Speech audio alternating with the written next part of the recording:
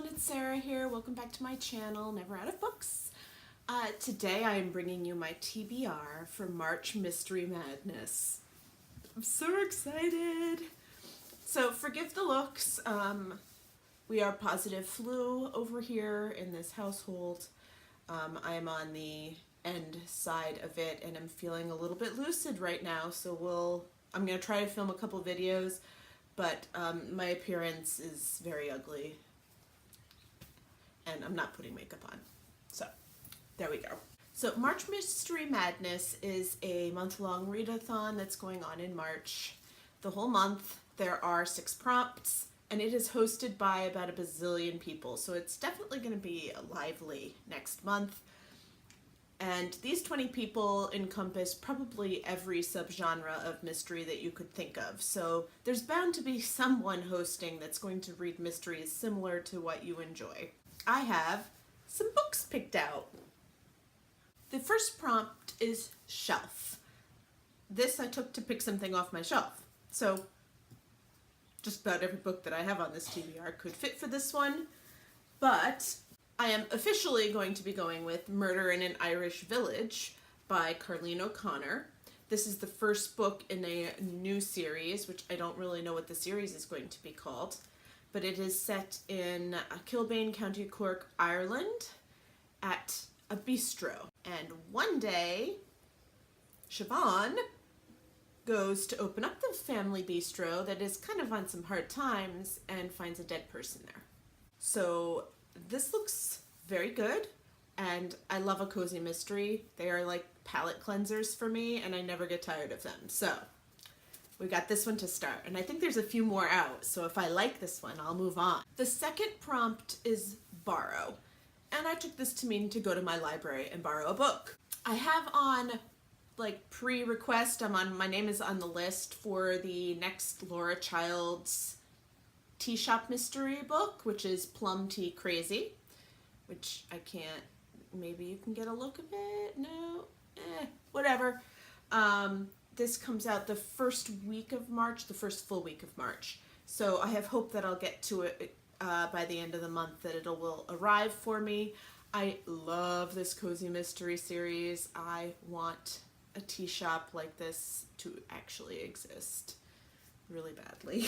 The third prompt is new, and I took this to mean starting a new series, which I'm going to be doing a lot of next month, I think, and that is Snow White Red-Handed by Maya Chance. This is a fairy tale fatal mystery. This is the first book.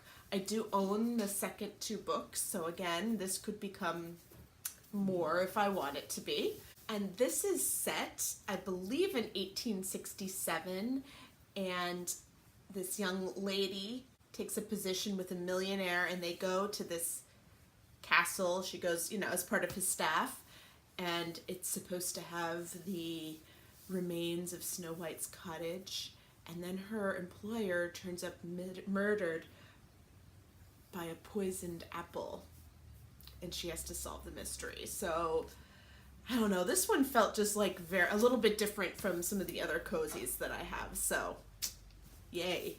The fourth prompt is historical, and I took this to mean something that was set in a historical time frame.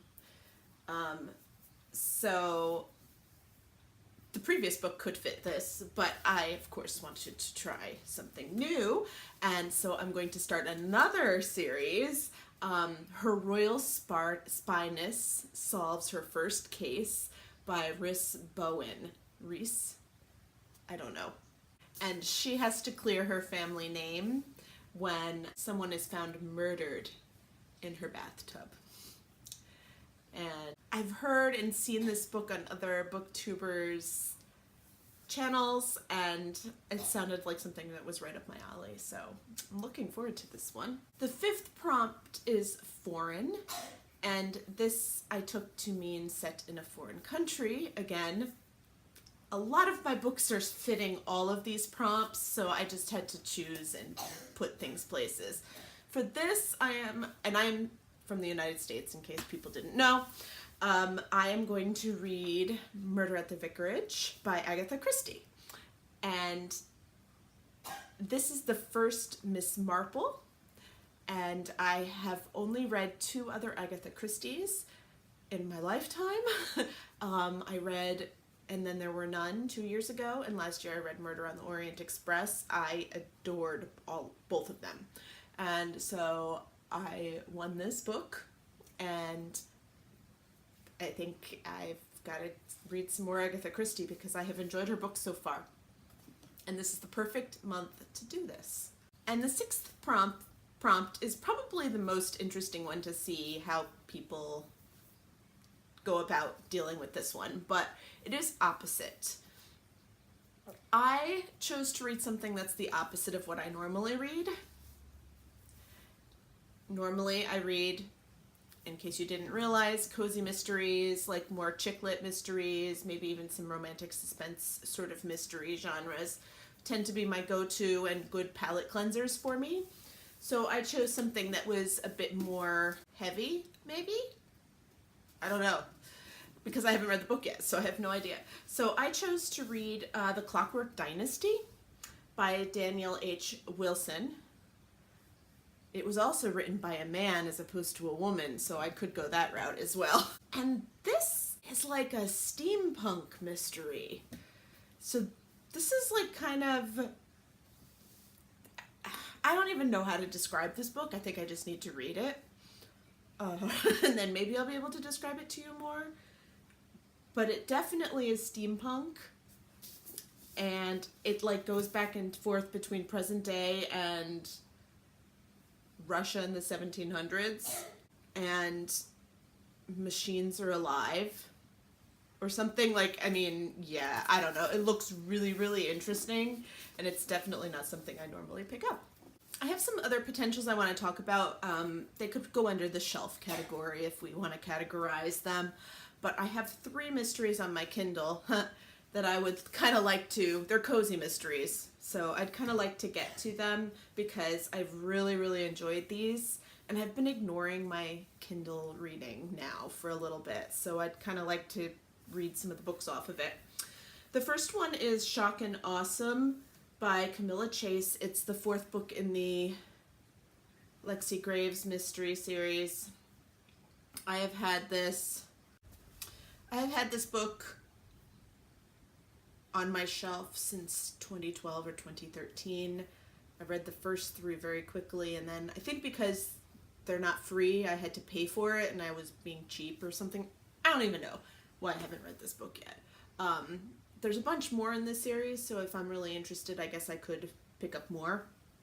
But definitely need to get this one read for my reading my Goodreads shelves challenge that I'm doing for this year. I also would like to read Murder Over Mocha, which is, they're by Caroline Fardig. I don't believe these are actually in print. These are only on Kindle. And this is a Java Jive mystery. Really enjoyed the first, I think I read the first 3. And I have books 4 and 5. I don't remember if this is 4 or 5, but I have both of them on here and I want to read them both, possibly this month. Like I said, I'm really, really, really looking forward to this month because I just love cozy mysteries and I just can't even. They're adorable. I also have Brew or Die. I mean, seriously, these are like way too cute. And these are really, really funny and just really enjoyable books, and so I can't wait to get to them. So those 3 also possibly I might get to this month. And you're going to see this book I'm going to show you in my other TBR, but I do want it known it is a mystery.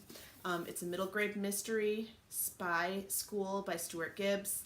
I've had this on my shelf for way too long, and I would like to read this. But I'm going to talk a bit more about this in my regular TBR because it's also middle grade March.